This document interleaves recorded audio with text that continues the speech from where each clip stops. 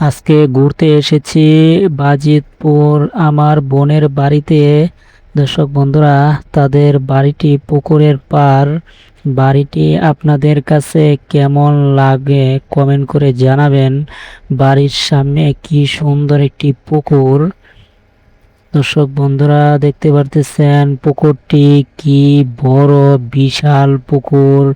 এটাতে মাছ চাষ করা হয়। এখানে সবাই গোসল করে। দর্শক বন্ধুরা, আপনারা দেখতে পারতেছেন পুকুরের দৃশ্যটা কত সুন্দর, মনোমুগ্ধকর।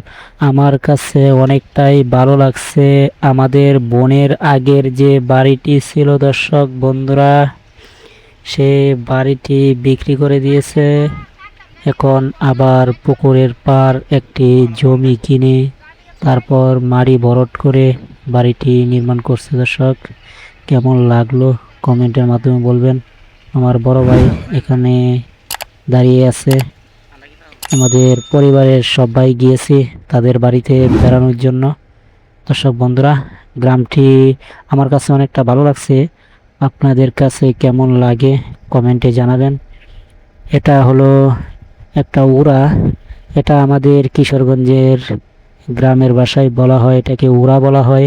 এটার ভিতরে মানুষ তাকে মাছ পাহারা দেয়।